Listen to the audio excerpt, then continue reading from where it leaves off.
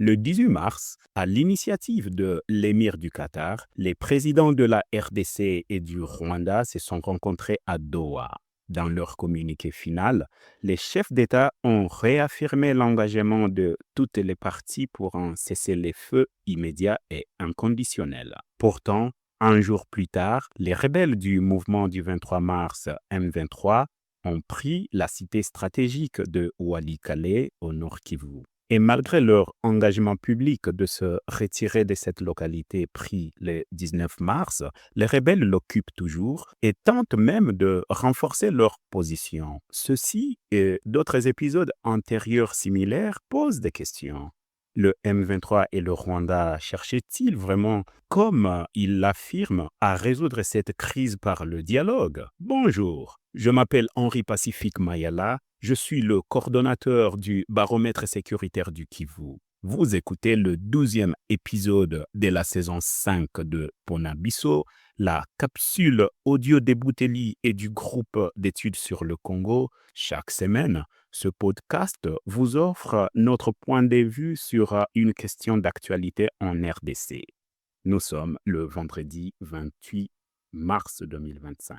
Le 8 février 2025, le premier sommet conjoint des communautés d'Afrique australe et de l'Est EAC-SADC, qui incluait des représentants de la RDC et du Rwanda, formulait un appel commun au cessez-le-feu immédiat et inconditionnel dans l'Est de la RDC.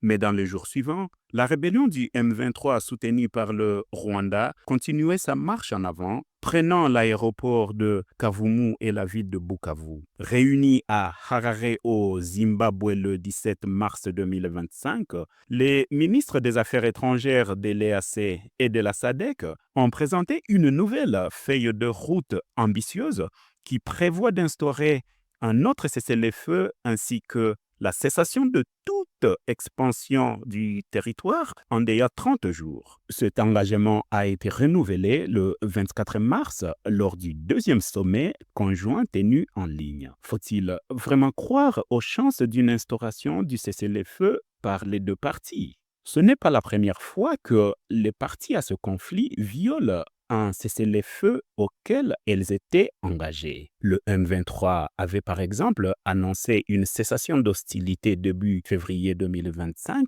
pour des raisons humanitaires. Les rebelles avaient également affirmé n'avoir aucune intention de prendre la ville de Bukavu avant d'en prendre le contrôle. En dépit de son discours public, la volonté du Rwanda de trouver un accord de paix peut également être questionnée. En décembre 2024, le président rwandais avait refusé de se rendre à Luanda pour rencontrer son homologue congolais dans le cadre de la médiation angolaise, avançant le fait que Kinshasa refusait de s'engager à négocier directement avec le M23. Mais le 18 mars 2025, alors que Kinshasa avait finalement accepté le principe de ces négociations, le M23 a refusé de s'y rendre, justifiant cette absence par les sanctions européennes contre ses membres. Côté RDC, la volonté de respecter les cessez-le-feu et de résoudre ce conflit par la négociation paraît également très incertaine. Durant le déploiement des forces de réaction de la communauté de l'EAC, censée consolider un cessez-le-feu, l'armée congolaise s'est par exemple appuyée sur les groupes alliés dits Wazalendo pour continuer le combat et attaquer les positions du M23.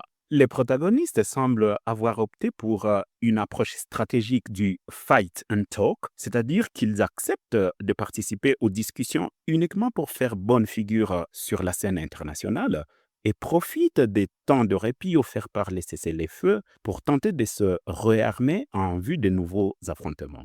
Dès lors, il semble légitime de questionner les chances de réussite de ce nouvel appel à un cessez-le-feu ainsi que du format des médiations en vue d'une résolution pacifique de ce conflit. Au-delà de l'extension de l'équipe des médiateurs, désormais composée de 5 anciens chefs d'État et de gouvernement, que ces derniers disposent des moyens de pression sur les partis pour que ce processus et des chances d'aboutir. En attendant, vous pouvez rejoindre notre fil WhatsApp en envoyant GEC ou Ebouteli au plus 243 894 410 542 pour recevoir Ponabiso chaque vendredi sur votre téléphone. À bientôt!